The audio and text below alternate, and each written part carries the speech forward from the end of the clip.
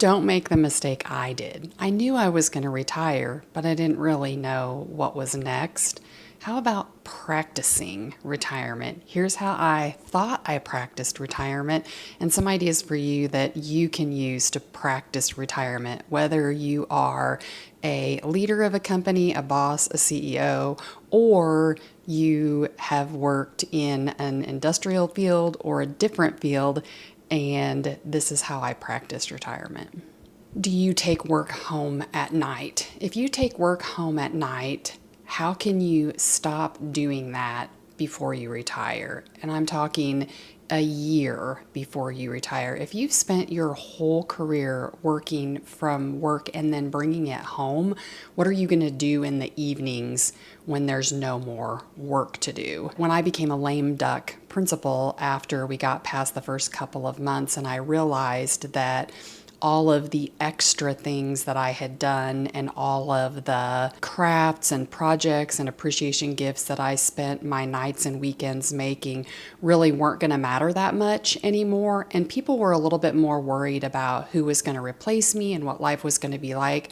I felt like they weren't really worried about what I was doing, and all of those things could be downsized just a little bit.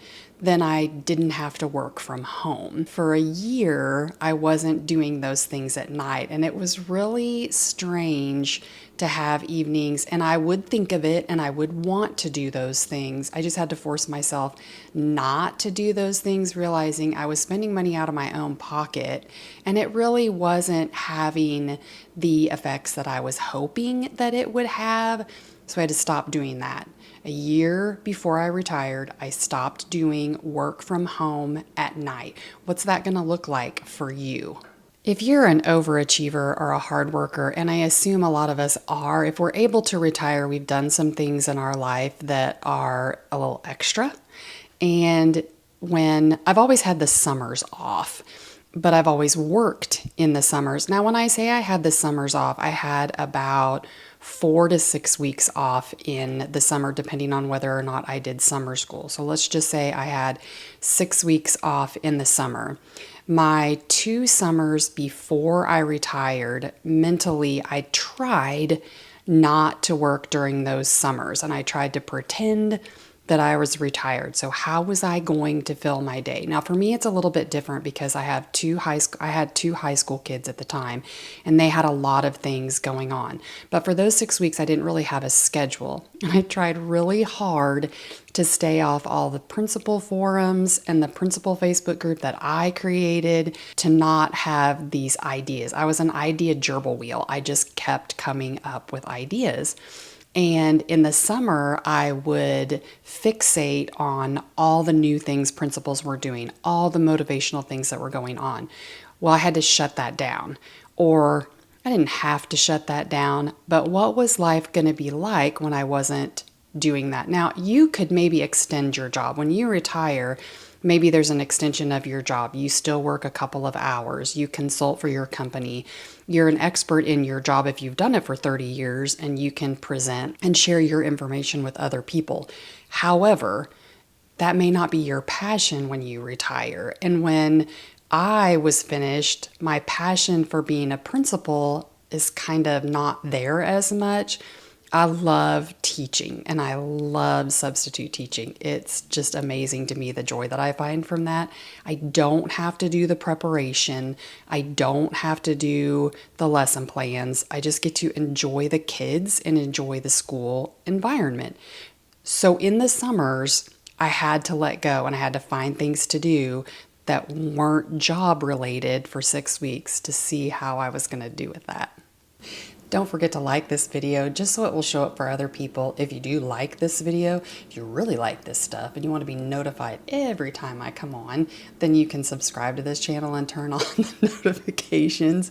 But I think that most of my traffic comes up in recommended, so comment down below, or like, or subscribe, or all three. That would be huge. Can you sit in the quiet? You're going to have 5 to 10 times the free time and quiet time when you retire.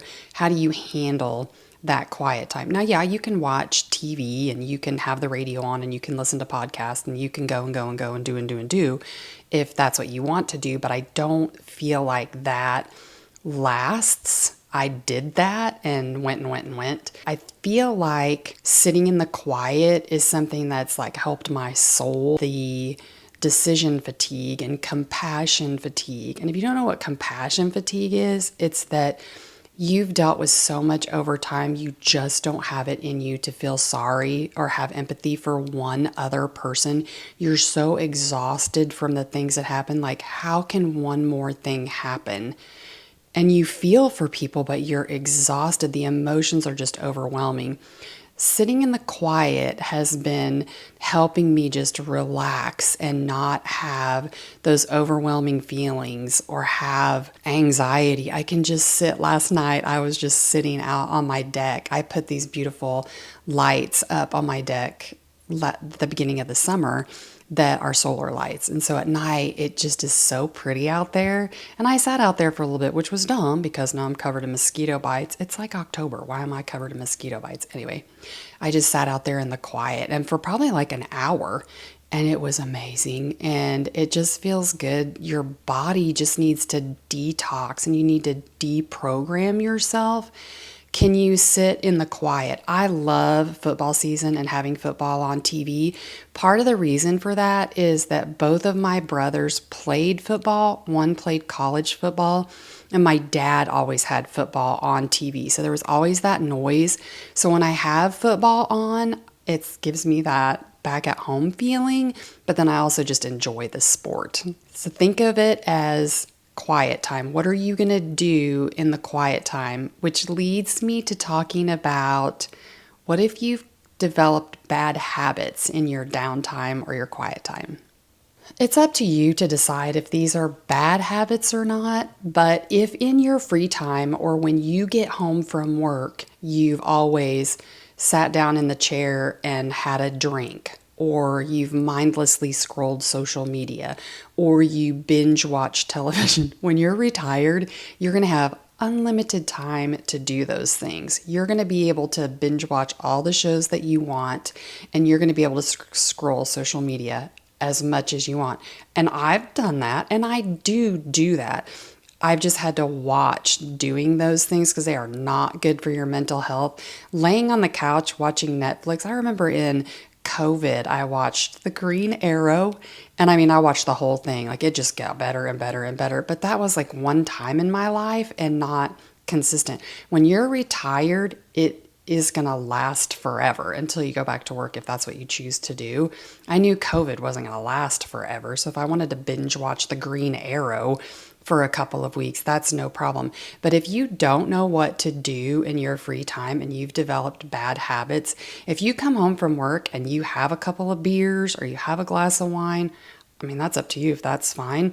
But if you don't know what to do other than that, and that's the only thing that you've ever done for 20 years, 15 years, 10 years, be thinking about the habits that you've developed and what you're going to do to fill those. Like I said, 5 to 10 hours a day that you can literally do whatever you want.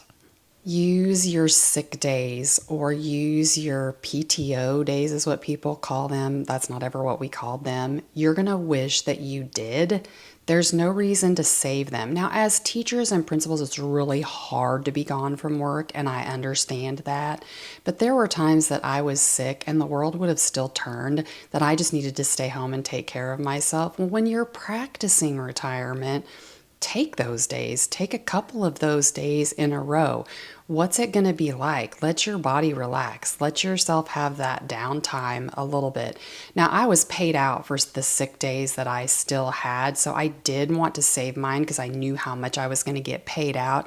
However, I didn't need to save 110 sick days over the course of 19 years. Having 2 kids and taking maternity leave, I still had 110 days. Regardless of whether you're retiring or not, take care of yourself because when you do retire, they post your job even before you retire. And it's a little humbling to realize once you're gone you're gone, people love you and think about you, but you have to take care of yourself. Use those days and pretend you're retired. What are you going to do on those days? Try not to work if you can, which is hard as a principal or a teacher, but take those sick days and pretend you're retired. If you are practicing retirement, put in the comments some of the things that you're practicing and what you're learning from those things. I think it would help all of us to understand how to practice this. Another thing to do is take stock of your health, especially while you're still on company insurance. If you have intuition or you have these little things that you're just like, that just doesn't feel right, or I just don't think that's right, go to the doctor. Use your company insurance to take care of some of those health concerns that are coming up. Think about your family. What's your family history as far as health, heart, head, mentally? Are there things that might come up? I retired when I was 52. That's a lot of years. But are there things that may come up? Are there health issues that are common with my family that I might face whenever I retire? I could probably do a whole video on insurance, but when you retire, it just depends on how good or bad your insurance is. And there's lots of different avenues for getting insurance. And I believe I went through a private person for my insurance. It was the best thing for me. But while you're on company insurance, take stock of those aches and pains that are happening. You may also think you're going to go to the gym, or you're going to think that you're going to do a lot of exercising, and you may do that. I haven't done that as much because I've actually kept really busy lately, and I do need to do that. But what's your health going to look like after retirement? That's a huge conversation in a lot of the retirement videos that I've been watching lately. Is they're talking about different milestones in retirement that your health can change. And I just think that we need to be thinking about those things before we retire. Write down why you want to retire. I wish I had done this. And again, this is another reason why I should create a retirement journal, but write down the reasons that it's time for you to retire. I had a lot of reasons. I didn't write them down, but when it comes close to time to retire, you're going to second guess it. I talked about that in another video. You're going to want to take your letter back, your retirement letter back, or you're going to want to change your mind, because things are great at the end of your retirement. You're revered. People, you have the accolades, you have the parties. You're thinking, wow, this is great. But it was not like that. There are reasons that you retired. Write those down and then look back on those. Double, triple, and quadruple check your expenses, your budget, what retirement is going to look like, and live like you're retired for a year, maybe before you do, as far as monetarily.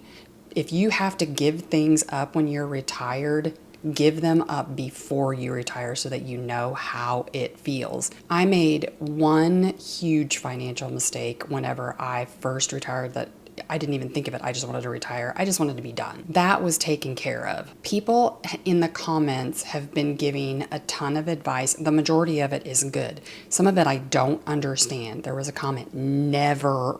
I mean, I can see these people doing this while they're watching the video. Oh my gosh, I can't believe she did that. But it said, never retire with a mortgage. Why? Why? I have a lot of equity in my house. Why can't I have a mortgage? Why can't I have a car payment? Granted, if I didn't have those things, that'd be an additional money to just use. But why can I not have those? Comment below. Why not have a mortgage? Why not have a car payment? If I've looked at my expenses and I can do what I'm doing right now and I have money left over at the end of the month, I just want to know why. I think that's old school advice, but I can also retire and then go back to work if I needed to pay for my mortgage and my car payment. But right now I can do that. When you check your expenses, realize if you're a shopper or you're an online shopper or you watch social media, that triggers the Amazon shopping, the TikTok shopping. And I'm going to do a no spend September video talking about how this month went as far as not spending, and it was hard, but I didn't need half the stuff I was buying. I have reduced the amount of scrolling on social media that encourages me to buy stuff. I've unfollowed tons of people that every time I see what they post, I want to buy that. Now, Chiefs gear's hard. I do want to buy a Chiefs sweatshirt. But anyway, what is it going to look like when you retire? Practice living on your retirement budget. Are you retiring with less? Are you retiring with the same? Are you retiring with more? What is your hard date for retirement? Know what that date is and plan backwards so that you have 18 to 24 months to practice. My hard date was set because I was in education, so I knew it was going to be in May or June of whatever year I decided to retire. If you're in a different profession, what is your hard date? When can you retire and plan backwards from that date?